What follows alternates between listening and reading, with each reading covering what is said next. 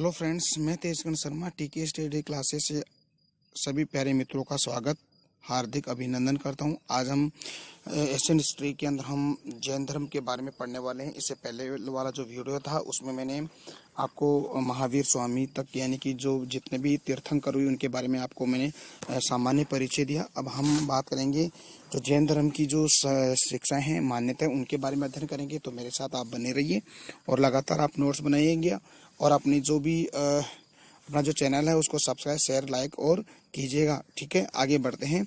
देखिए, जैन धर्म की मान्यताओं की अगर बात करें तो देखिए जैन धर्म की क्या क्या मान्यताएं, तो देखिए क्या क्या मान्यताएं। देखिए, पहला है अनीश्वरवादी। अनीश्वरवादी का मतलब क्या होता है? ईश्वर को जिन के नीचे माना गया, यानी कि जिन सर्वोपरि होता है। यानी कि जिन क्या होता है, यानी जो अपने इंद्रियों पर काबू पाने वाला जिन कहलाता है। तो जिन के नीचे क्या है? आपका ईश्वर है। तो ये पहली मान्यता है किसकी? अनीश्वरवादी जैन धर्म की मान्यता। दूसरा है वैदिक कर्मकांडों का वो विरोध करते हैं। मूर्ति पूजा का विरोध, छुआछूत, अस्पृश्यता आदि का वो विरोध करते हैं और जाति प्रथा का भी यानी कि विरोध किया जाता है। तो ये दूसरी मान्यता है। ठीक है। तीसरी आत्मवादी, यानी कि आत्मा को मानना, यानी कि वो आत्मवादी थे, आत्मा परमात्मा को मानते थे। कर्मवाद पर बल देते, यानी कि कर्म यानी कि जैसा कर्म करोगे वैसा फल पाओगे।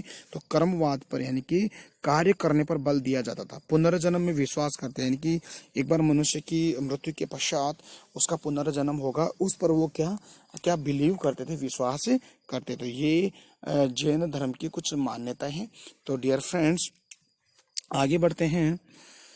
जैन धर्म की शिक्षाएं हैं। देखिए, जैन धर्म की जो शिक्षा है त्रिरत्न है, यानी कि पहली बात अपन करेंगे जैन धर्म की शिक्षाओं में त्रिरत्न। देखिए, ये जो त्रिरत्न है जैन धर्म से संबंधित है और जो त्रिपिटक है वो बौद्ध धर्म से। ठीक है, तो ये आप कंफ्यूज मत होइएगा। ठीक है, सबसे पहले बात है त्रिरत्न की बात करते हैं। देखिए, त्रिरत्न क्या होता है? तीन होते हैं, यानी कि सम्यक ज्ञान, सम्यक दर्शन और सम्यक आचरण या चरित्र। तो हम पहले बात अगर करें तो सम्यक ज्ञान की बात अपन करते हैं। देखिए, सम्यक ज्ञान क्या होता है? यानी कि शंका रहित पूर्ण ज्ञान को सम्यक ज्ञान कहा जाता है। यानी कि अगर आपको ज्ञान है और वो पूर्ण ज्ञान है, उसमें कोई शंका नहीं होनी चाहिए, तो ऐसा ज्ञान हमें होना चाहिए। तो उसको हम सम्यक ज्ञान कहते हैं। देखिए, सम्यक ज्ञान 5 प्रकार का होता है। देखिए कौन कौन सा होता है। पहला है अति ज्ञान, दूसरा है श्रुति ज्ञान, तीसरा है अवधि ज्ञान, चौथा है मना प्राय ज्ञान और पांचवा है कैवल्य ज्ञान। तो एक एक के बारे में अध्ययन करते हैं। देखिए, फर्स्ट नंबर पे है अति ज्ञान। अति ज्ञान क्या होता है? इंद्रिय जनित का ज्ञान, यानी कि इंद्रिय जनित, अपनी इंद्रियों के बारे में जानना, उसको हम इंद्रिय ज्ञान कहते हैं। श्रुति ज्ञान, यानी कि श्रुति का मतलब आप समझते हैं सुनकर, यानी कि सुनकर जो ज्ञान प्राप्त करते हैं यानी ज्ञान अर्जित करते हैं, उसको श्रुति ज्ञान कहते हैं।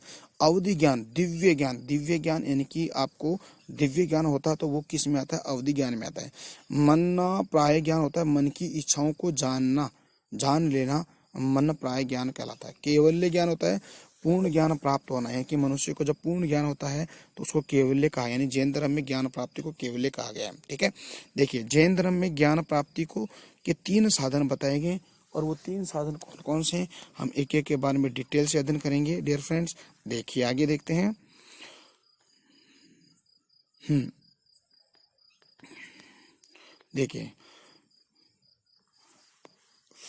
देखिए प्रत्यक्ष ज्ञान होते 3, यानी कि 3 है प्रत्यक्ष ज्ञान, एक मनोप्राय ज्ञान और एक है तीर्थंकरों के उपदेश। एक मिनट, हाँ, यानी कि प्रत्यक्ष ज्ञान, अनुमान ज्ञान और तीर्थंकरों के उपदेश होते हैं। अब दूसरा है सम्यक दर्शन। देखिए, सम्यक दर्शन क्या होता है?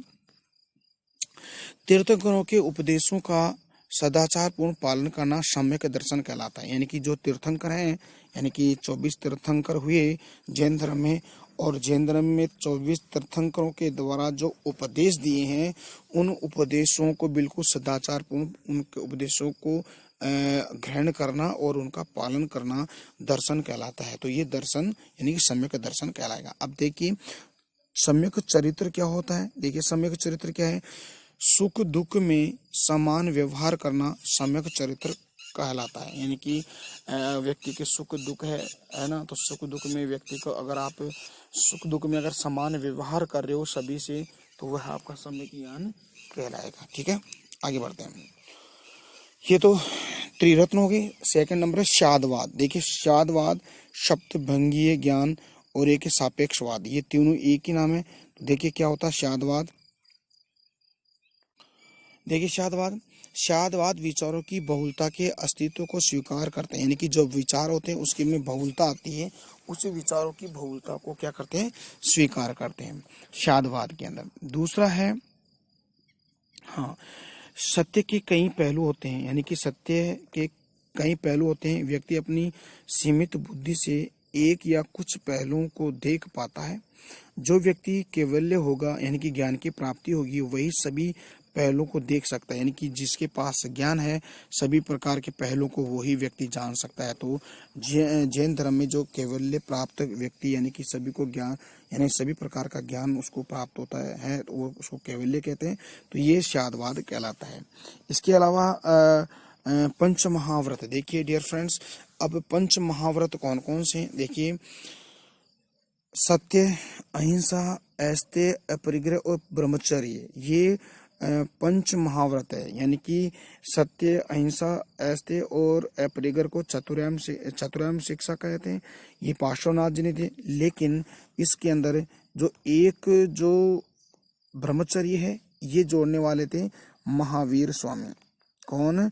महावीर स्वामी। तो ये क्या कहलाई, यानी कि पंच महाव्रत कहलाई। आगे बढ़ते हैं।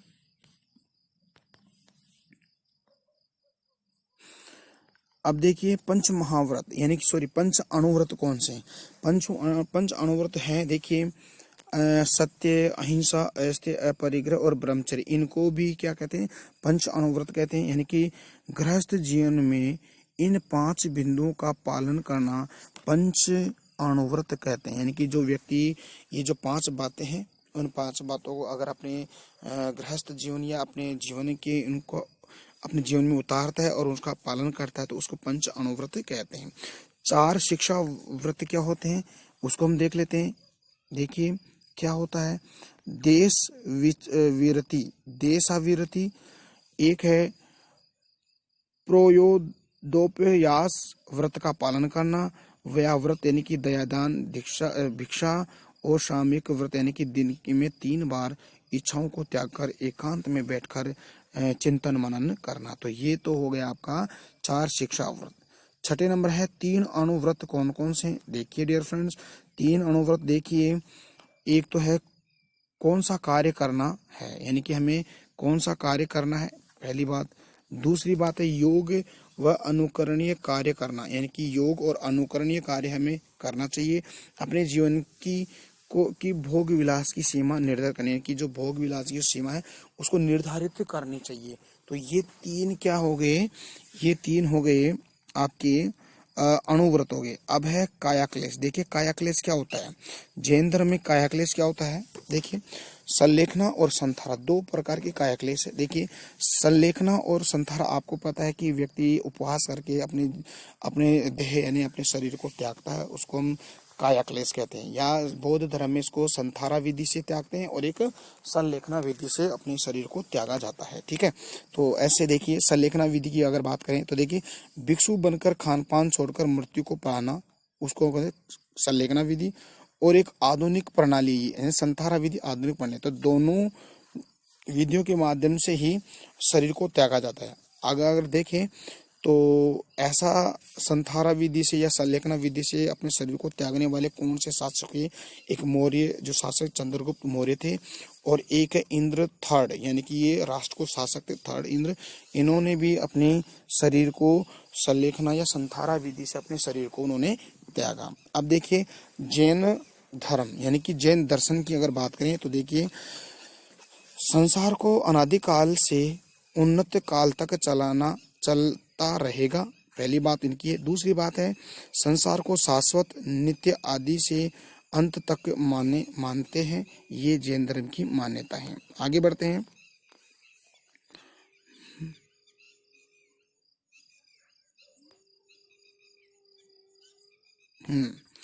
अब बात आती है, संसार शाश्वत नियमों से चलता है, संसार में उतार चढ़ाव आते हैं, यानी कि जो संसार है, जो सत्य है, शाश्वत नियम है, सत्य नियम है, उन्हीं से चलता है। और फिर भी संसार के अंदर उतार चढ़ाव आते रहते हैं। देखिए कैसे आपको ये ग्राफ दिख रहा है, व्यक्ति के जीवन में ऐसे ही उतार चढ़ाव आता है, ठीक है जी। और जो उत्थान है, ये वाला उत्थान है, उसको बोलते हैं उत्सर्पणी कहा गया है, उत्सर्पणी कहा गया। और जो जो जो पतन होता है, उसको अवसर्पणी कहा गया। तो ये जैन धर्म में कहा गया है, यानी क्या कहा गया है, जो उत्थान होता है वो तो उत्सर्पणी कहा गया है, और जो पतन हुआ है उसको बोलते हैं अवसर्पणी कहा गया है। तो ये आपको ध्यान में देना है, ठीक है। अब देखिए चक्र, देखिए क्या है, देखिए चक्र यानी 24 तीर्थकर, 63 सलाखा पुरुष, 12 चतुर्वर्ती सम्राट, इन सभी को मिलकर कल्प व्रत की संकल्पना कहते हैं। ये आगे हम बात करेंगे। संसार मुख्यतः दो चीजों से मिलकर बना है, वो आपको पता ही है कौन कौन से जैन धर्म में। देखिए जीव यानी कि चेतन, सॉरी मैंने लिखा नहीं चेतन, यानी कि आत्मा और भौतिक पदार्थ से बना है। दूसरा अजीव यानी कि जड़। अब जड़ में कौन कौन सी बातें आएगी, एक तो आपका पुद्गल पदार्थ कहते हैं, काल समय, आकाश धर्म गति और अधर्म स्थिरता। तो ये क्या है, आपके अजीव हैं, ठीक है। आगे बढ़ते हैं।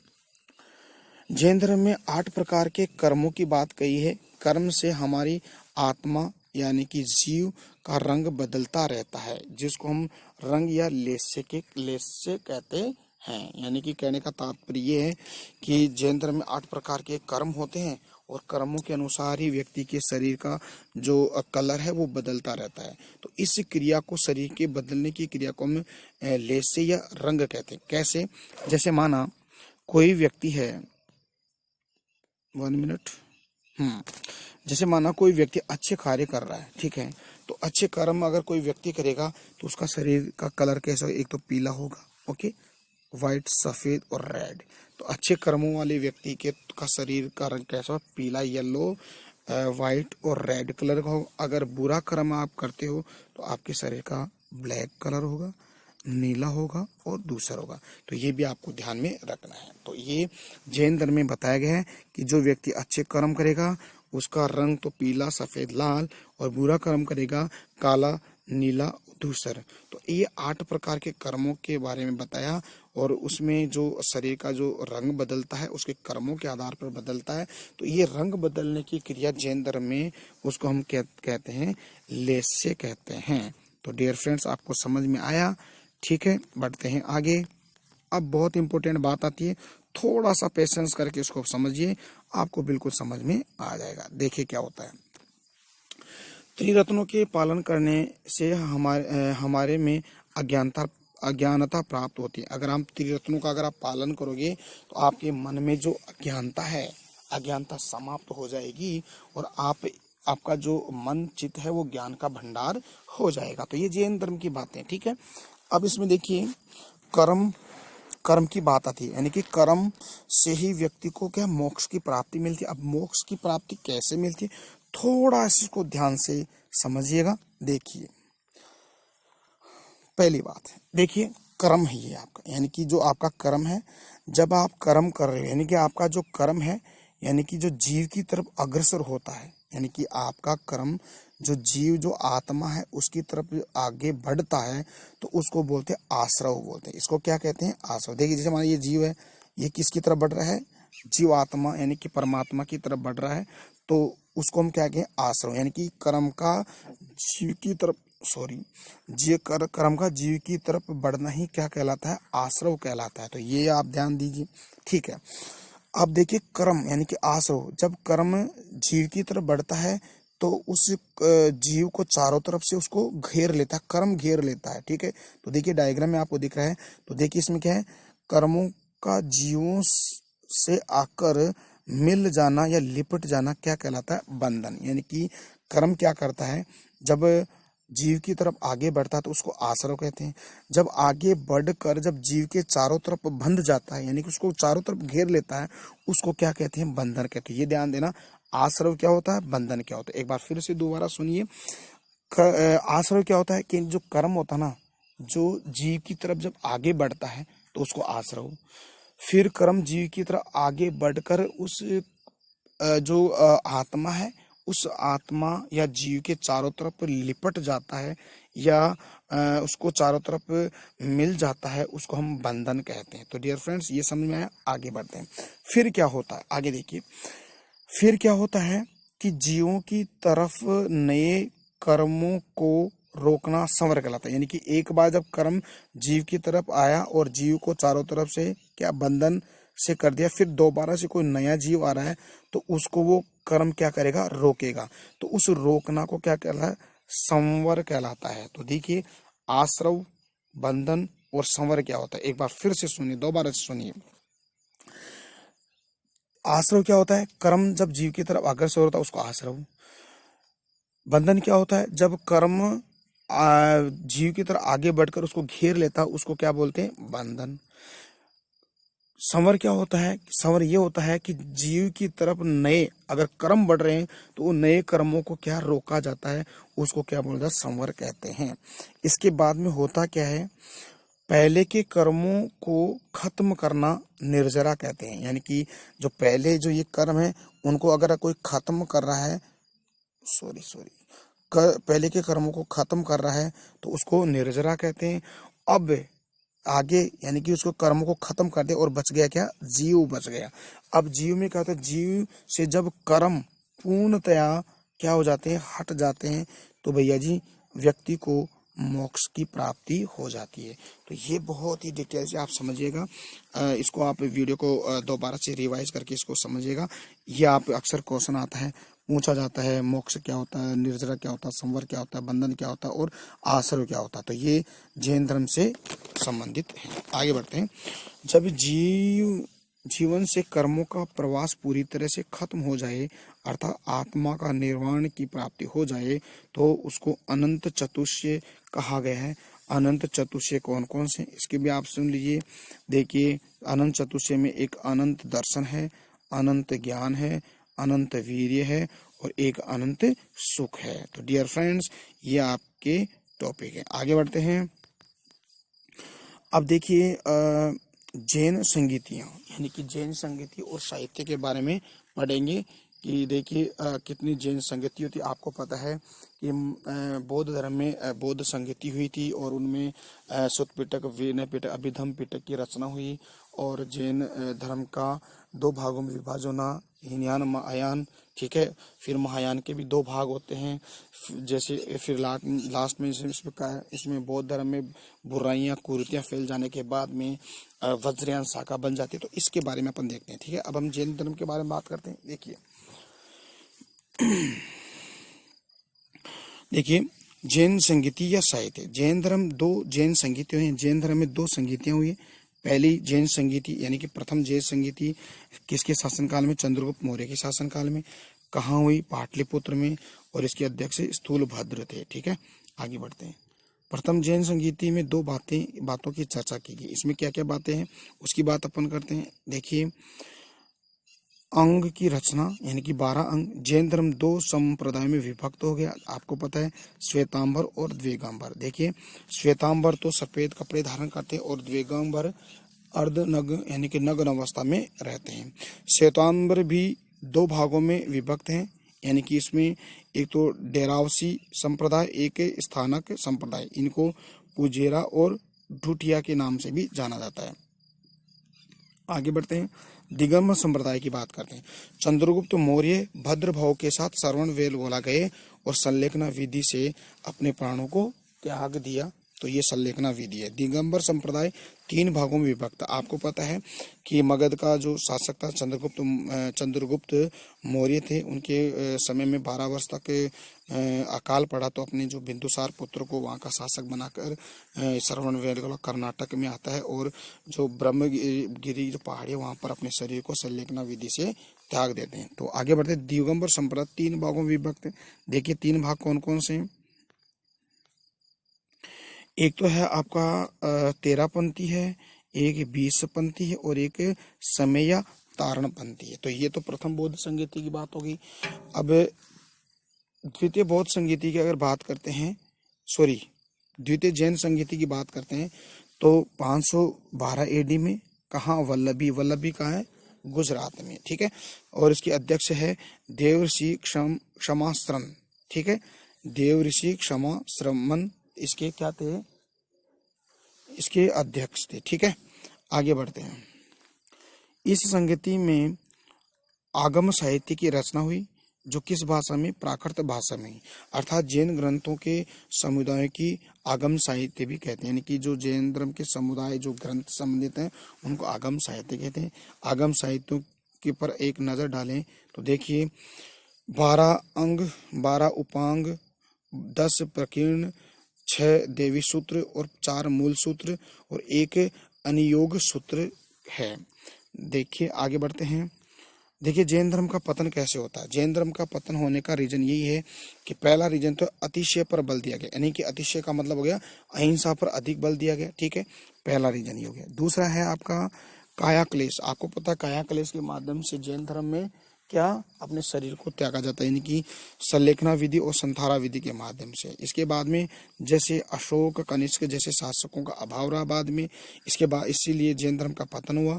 फिर है वैदिक परंपराओं से मुक्ति नहीं पाना और संस्कृत भाषा का प्रयोग होना, ठीक है। तो ये इसके पतन के रीजन है। डियर फ्रेंड्स आगे बढ़ते हैं।